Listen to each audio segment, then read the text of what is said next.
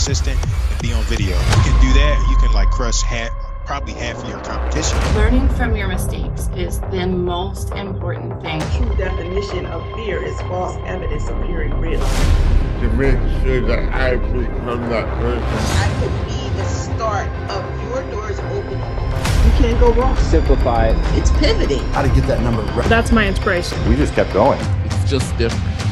Get involved in your community. I really feel like it's a God idea. And you want to buy the right land. We all really have more money than we think. People direct to you, pay you the most. And to look yourself in the mirror. And push yourself forward. You still have the opportunity. The biggest thing that's going to hold investors back is mindset. First of all, it's demand.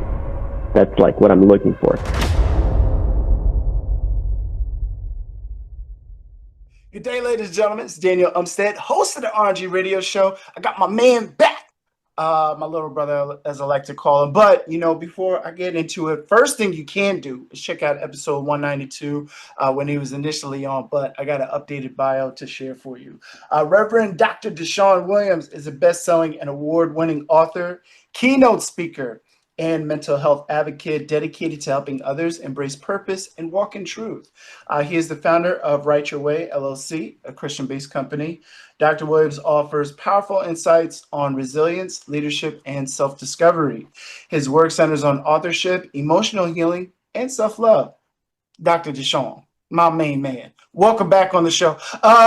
We got to spend about 22 seconds on football because that first week, got some competition.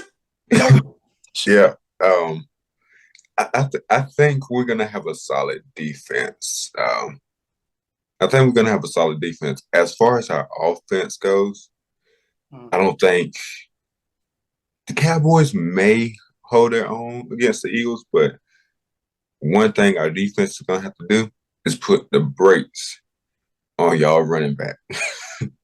Yeah, somebody needs to, but they can't. That's why we got the Super Bowl championship. Anyway, but no, this interview is about you, brother. I'm going to start off with my first question. So from social media and, from what I've come across in stories and such, you're known as the manuscript medic. What does that title mean to you, and how did it initially come to life? So, for me, the manuscript medic is the title that I created. Because it's like you have the author success coaches, you have the writing coaches, and you have these different type of coaches. And when you tell someone, hey, I do writing coaching, it doesn't flow off the tongue as well. When you tell someone that you're an author success coach, what is it that you do? How do you help authors? So it's like, you know what? I need to build something that's going to stand out. And doing so was creating the title of Manuscript Medic. And for me, as being a manuscript medic, what it means to me is knowing that when someone comes to me and they have this manuscript that's in the beginning stages, because every book ultimately is a manuscript. What we read is the manuscript. So I was like, you know what? Let's create this title of manuscript, because I'm not an editor. I don't do any kind of editing. I want to see how the book is going to be when it's in its first beginning pages. How does the book work? What is it going to do? And things of that nature. And so I just wanted to make sure that, hey, I'm the person that's looking over your manuscript, but also I'm the person that's going to tell you, hey, your manuscript is either working or it needs to be revived. And then I give you the feedback and tell you how to do so.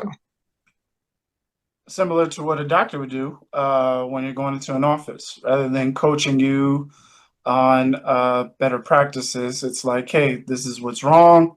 This is how we can diagnose it. And this is how we can get you better. I like it.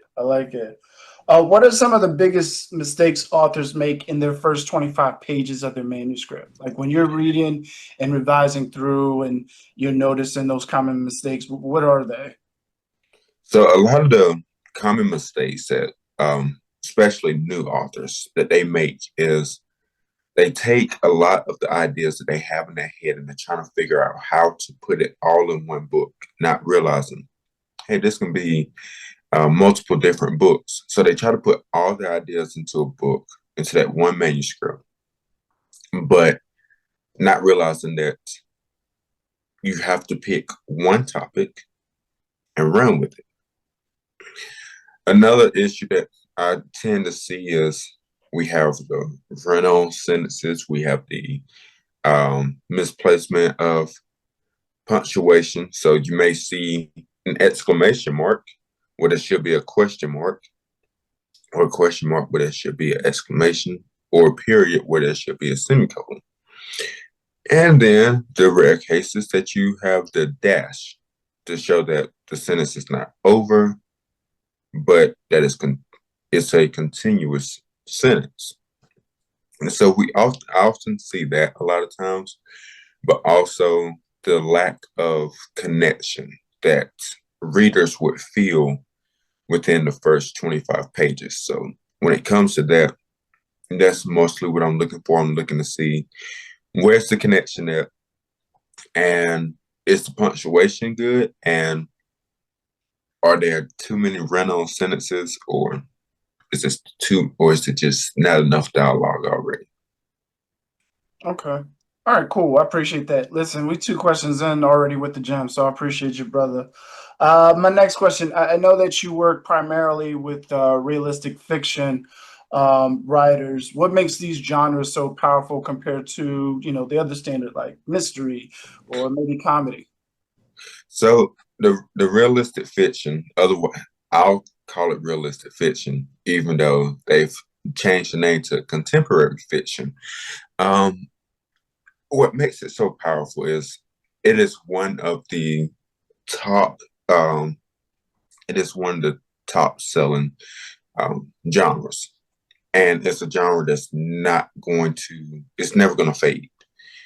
Mystery may have its drought, comedy may have its drought, but contemporary fiction / realistic fiction is always going to be there, because when we think about realistic fiction, we also think about nonfiction. It is literally the opposite of nonfiction. Nonfiction is kind of like something that I've written before, and it's about you, or it's about something that someone else has been through, and it gives factual detail about what they went through, and it gives the information about it.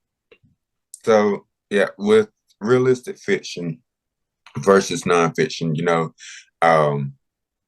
it's a genre that's never going to fade out. It's a genre that's going to stay there forever, because it's so closely connected to the nonfiction genre. The nonfiction is about someone that actually lived. It's about those lived experiences, gives those factual information, whereas realistic fiction, it takes characteristics from yourself, someone else that you may know, maybe a family member, maybe a colleague, and then but you create this fictionalized character. So let's say you created John, and they have a similar experience of maybe what we go through in life. They're trying to walk through that path.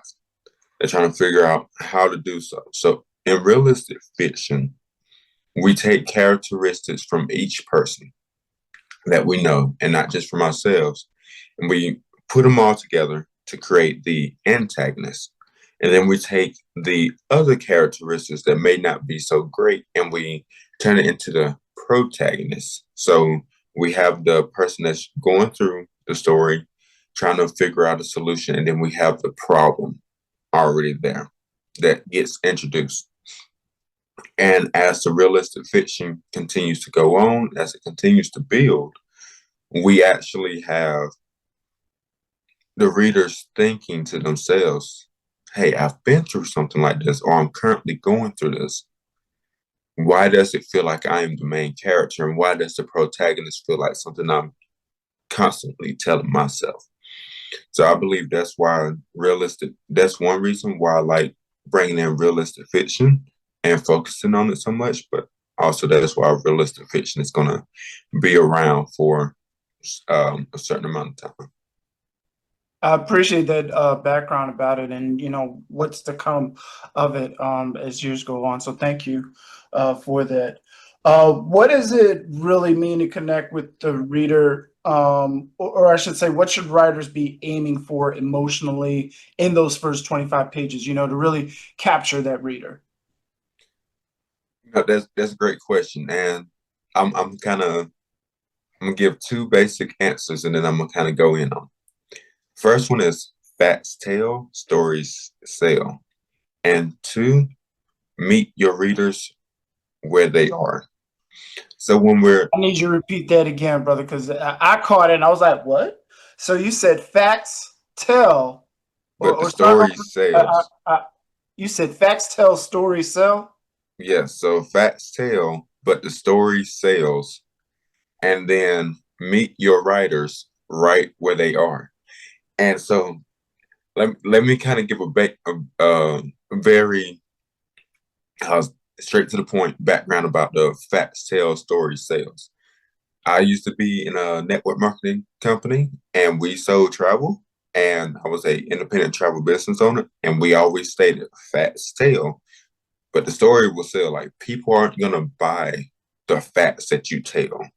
They're gonna want to know the story that you can share with them, the story that you can sell to them. How will your story relate to me, and how can your story sell me on getting this travel? But in this instance, how can your story sell me? How can you sell me this book in order for me to go and make a purchase off of it? So a lot of people aren't worried about, oh, this is the facts that they're sharing in the book. They're more worried about, how is this going to help me? How is it going to benefit me? We have to realize, we have to understand that as humans, we are selfish. We're always thinking about, what can we do to get to the next level? How can something help us? How can something help me get to the next level? So when we're writing the books, we have to understand that we have to not only write the facts, whether fiction or nonfiction, but we also have to write the story that's going to connect. And then the second thing, meet them right where they are. This is the code for every coach. Meet them where they're at. Don't meet them where they used to be at. Don't meet them at where they need to be at. Meet them right in the middle. If they're in the middle of the storm and they're trying to figure a way out, meet them in that storm. So in the realistic fiction books, we need to meet them in the storm. We have to figure out, what is the issue that they're dealing with? What is it that they may be struggling with? Something they may have already struggled with, something that they may end up struggling with. We have to understand what our audience and readers are going to be struggling or is currently struggling with, and build off that. So I always say it's kind of like manipulation, but it's not, because we're trying to figure out, where are you, so that we can help you. Appreciate that, brother. Thank you. And then your Lightkeeper review had used something called the MEDIC framework. Can you break that down for us, as far as what the acronyms stand for, in addition, as far as how it works as well? Most definitely. So the MEDIC method, it literally the M stands for momentum, emotional anchor, distinct voice, immediate tension, and clear context.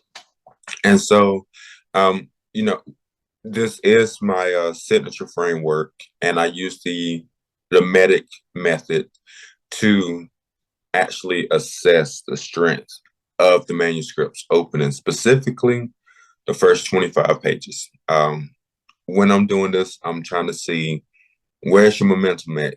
Is it starting off too strong? Is it a slow burn? Is the slow burn just going a little too slow?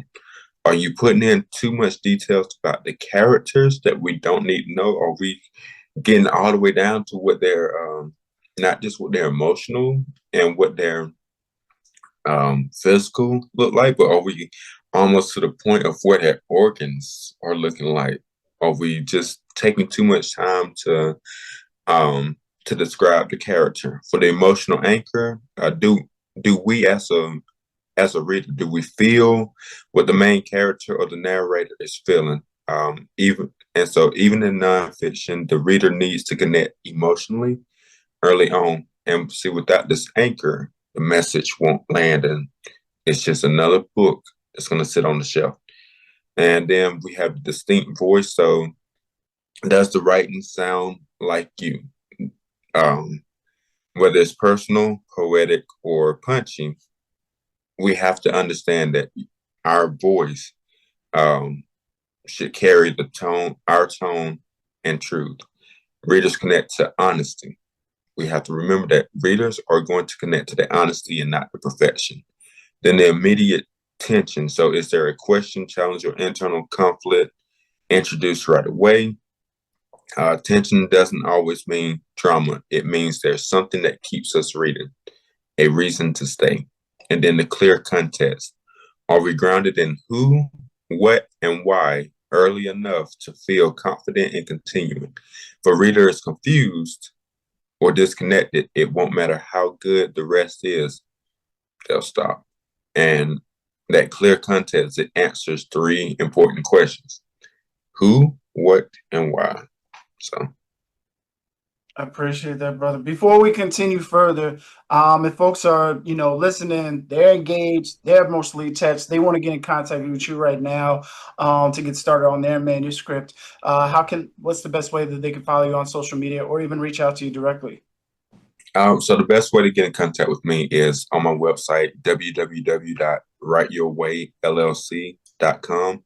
You can go on there, fill out a contact form.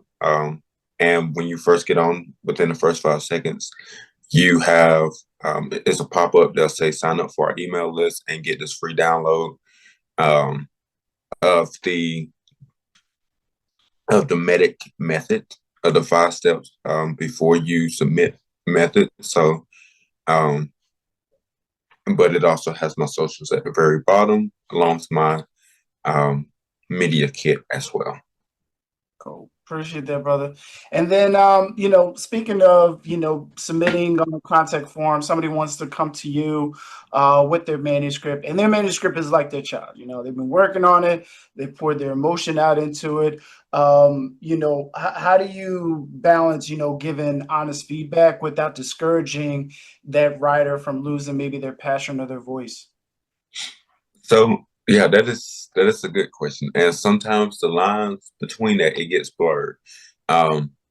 So I always, before I take on a client, we're going to discuss what it is they're looking for, what kind of book it is. So when it comes to me, I need them to email me the front copy of the book, or if they don't have it yet, I need them to email me the working name of their book, the subtitle, and then the introduction, preface, if they have it, and then the chapters, the first 25 pages, and then the back cover, and then what's going to be on the back cover. So the book overview, I need all of this, because this is what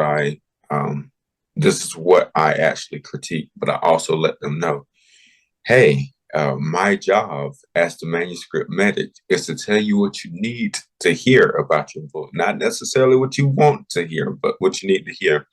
Some of it is going to be, a little,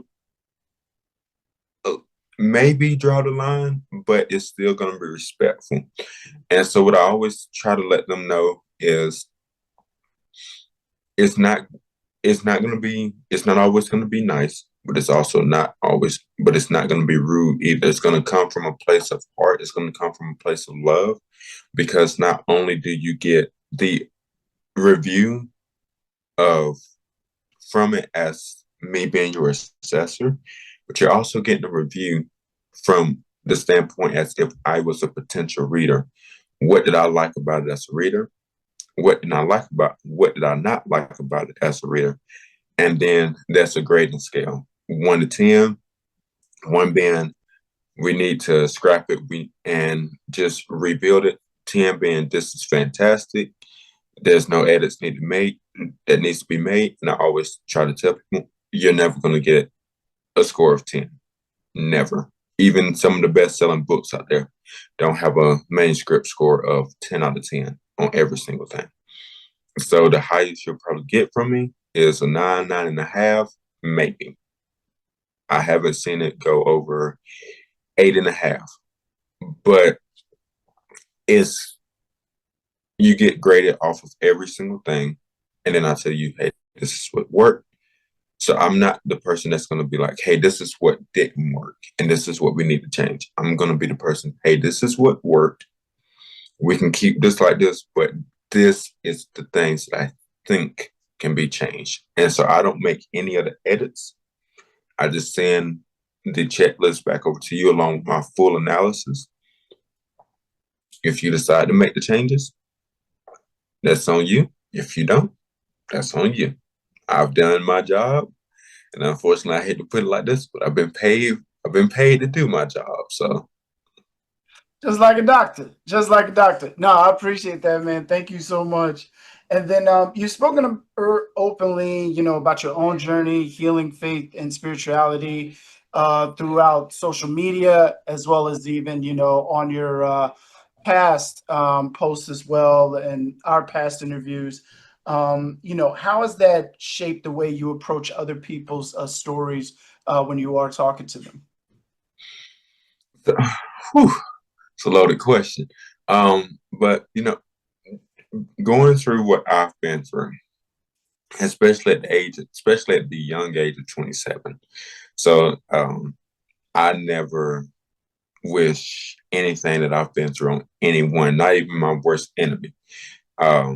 So being through what I've been through and knowing that I'm going to be helping other people that may have been through similar situations, maybe not the same as me, but maybe somewhat close to what I've been through or something of that nature. I have to come from a understanding and from a place of love. So not just the understanding, hey, they may have been through this, but also a place of they may not be able to know how to take this constructive criticism. They may see this constructive criticism as, I'm not good enough, I'll never be good enough. And so I have to, before I can do anything, I have to know where they're at emotionally, mentally, physically. Because if I just jump straight in and give them this constructive criticism, and then they fire back at, all you did was tear me down. No, I didn't. I built you up. The constructive criticism may have torn you down just a little bit, but it was not meant to tear you down. It was meant to make you see the bigger picture. Look out, because a lot of times when we've been through something and we're writing about our own experiences, but we're putting it in a book, a realistic fiction book, we can't seem to, and I'm kind of putting it like this, we can't seem to get out of the fish eye. And so we constantly only see things from our perspective, not from everyone else's perspective. And when we constantly look at it through the fish eye and through the magnifying glass, we're not allowing the chance to move the magnifying glass over to the sun so that it can burn just a little bit more. We have to understand, like, yeah, it's great to share our experiences, especially with not saying this with nonfiction, but with realistic fiction. Share those experiences. Take something of your own life, put it into a book, put it into the manuscript, but build on it. A lot of times we are very self-conscious about writing about ourselves, talking about ourselves, because we feel like somebody's going to tell us that we talk too much or that we are egotistic. But when you're writing that manuscript for realistic fiction, contemporary fiction, whichever one you want to call it, you have the ability to expand on it because you're not that character, but you are that character. So I love that, brother. Thank you so much. Before I get to my last question, before we wrap up here, where again can folks get in contact with you on social media or even reach out to you directly? So yeah, the website www.writeyourwayllc.com.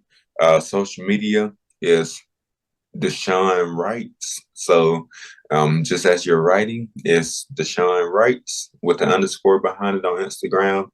And on Facebook, you can find us on Facebook at Write Your Way LLC. Beautiful. Appreciate you. And then my final question as we wrap up here, for any writer that's listening right now who's maybe feeling stuck or unsure of their message, what's one thing you want them to know right now? It is okay to put the pen down. It is not okay to give up, but it is okay to put the pen down and take that break. A lot of times we think that creativity comes while we're sitting behind a desk and we're trying to force our mind to create this manuscript. As someone who has a body that constantly fights with itself, because I have ADHD, depression, and anxiety, I can definitely tell you, creativity doesn't always happen behind a desk. It happens it could happen when you're cooking. It could happen while you're taking a shower, using the bathroom, maybe out for a walk. So definitely go and get from behind the desk, do something that you love, that's legal, and then let that creativity flow, because the mind is actually, it's very, very interesting. And when it feels like it's being productive, when the happiness, dopamine, I think is what it's called. I can't remember, but when that is released, it is actually, that's when the brain is ready to become very, very creative. And so one thing I had to learn from my certification when I was a life coach was the things that go on around you is a reflection of the things that happens to you or that happens around you or to you. It's a reflection of what's happening within you. So when you go out and you allow yourself to experience nature, experience a new atmosphere, new energy, see different things, meet different people, you get to learn things about these individuals and these different sightings. And now you can take parts of them and you can put them in your manuscript to show how, this is what they saw. And even in a realistic fiction book, you can put the Statue of Liberty, you can put the Eiffel Tower, you can put the ugly Eagle Stadium in there as well. So, DeShaun, thank you so much for the gems drop today. I really appreciate you having on the RNG radio show, brother. Definitely, of course, you're more than welcome to come back. Why do folks actually need to tune in today to this episode? So yeah, thank you for having me on. And even though I'm a Cowboys fan and you're an Eagles fan, and we're about to see how week 1 goes. But it's always an honor to be on the RNG radio show. And as far as like why people should tune in to this episode is, if you're a writer, whether new, aspiring, seasoned, veteran, whatever it may be, and you're not ready your manuscript isn't ready to go to the editorial yet, but you want somebody to look over it and give their honest opinion, this is where it comes down to. Not only do they have someone that knows what to look for, but they now have some tips about steps and mistakes that they can avoid. So. Cool. Appreciate you, brother, as always. Thank you again. Go Birds! But definitely looking forward to having you come back on the show. Really appreciate you again, King. Yes, sir. Thank you for tuning in to the RNG Radio Show. Be sure to like and subscribe for more episodes and future content. If you'd like to learn more, visit us at danielumstead.com. Stay blessed, my fellow millionaires.